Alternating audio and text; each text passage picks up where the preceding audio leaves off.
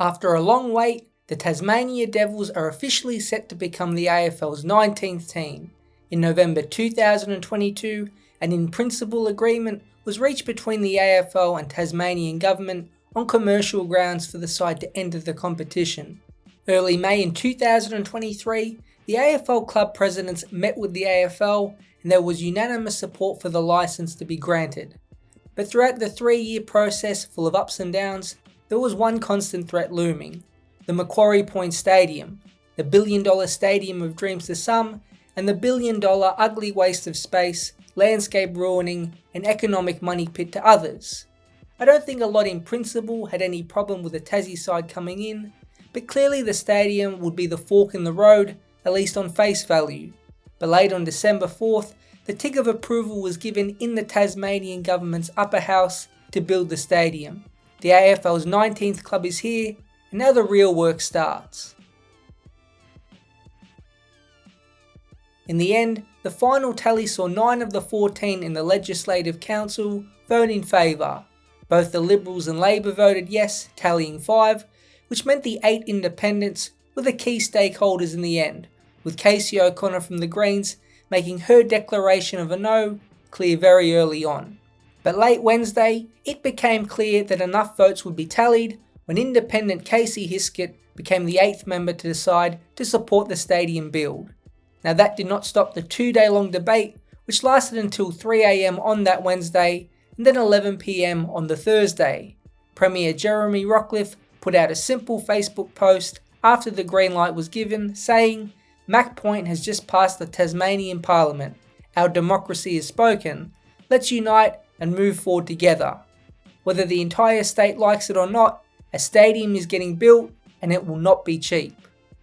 There are a few important notes in the stadium build agreement. The first is the state spending cap of $875 million. With Macquarie Point expected to cost around $1.1 billion, this mechanism ensures the state government doesn't go too far in completing the project.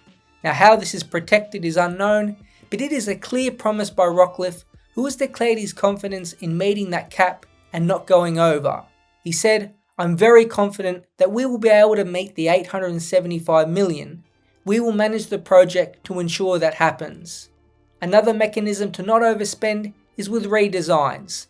These would be to do with internal designs and wouldn't be huge money savers, but with a tight budget might make the difference in the end. And the third note is a possible request of more federal government spending. Now the federal government has already committed $240 million to the project, so whether they plunge more dollars into it is unknown. As you can see, the project is good to go, but the cost will be a lingering question, and that's fair enough whenever $1 billion at a minimum is spent. Now we have all heard and seen the backlash led by numerous public figures, politicians and groups like Our Place, but there has been great support for the team and therefore the stadium. Now I'm not saying there was a vocal minority in Tasmania, but through most of the 3-year journey to this point, a lot of the media coverage was based upon the negatives of the stadium and those who are against it. Even the Tasmania Planning Commission, which was organised to do an assessment of the project, gave it a scathing review and made it clear it should not be built. It felt like more people didn't want the team than wanted it, and it overall was a divisive piece of infrastructure that split the state. But images on the Sunday before that Thursday paint the real picture. Police estimated 15,000 people attended a Yes rally outside of state parliament, full of enthusiastic Tasmanians ready for their own team. Meanwhile, police estimated 1,500 people attended an anti-stadium rally.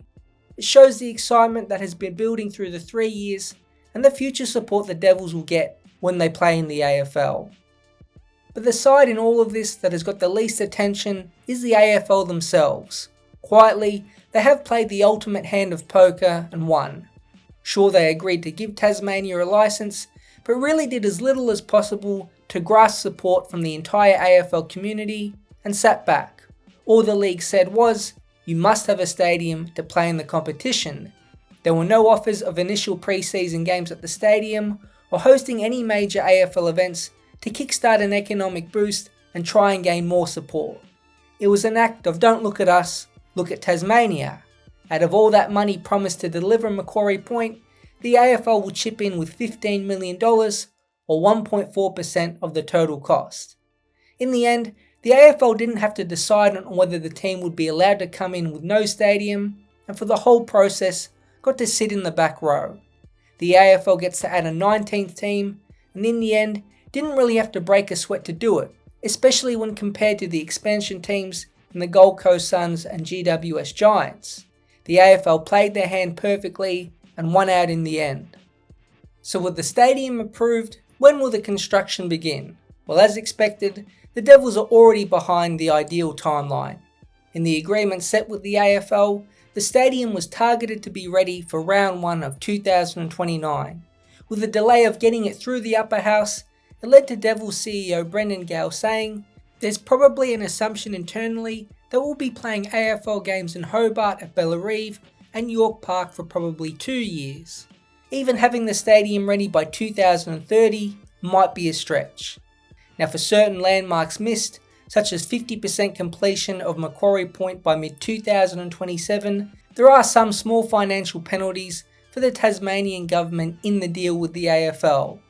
Right now, the project hasn't even got a lead builder yet, and that isn't expected to be decided until early next year, with January the time given when the actual expressions of interest open up. There are still quite a few months until the stadium build even gets started.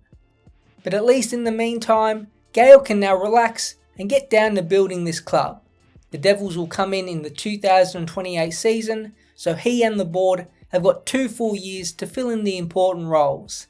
The list management team is good to go and surely would be sounding out some big names already, so it leaves the general manager of football and senior coach as the top 2 major roles to be filled. In the background, Matthew Knights was selected as the inaugural Devils Academy development coach, and he will be the man to lead the incoming Tasmania Football Club Academy, which will be key in the medium and long-term success of the Devils. The VFL and VFLW teams will be in next year as well, and that can provide another building block for some of the youngsters who are ready to play senior football.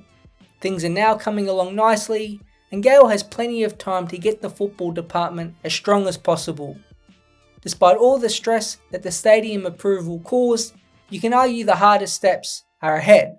That is actually building it within that cost allocation, especially with the state government's allowance, and building it by around 2030.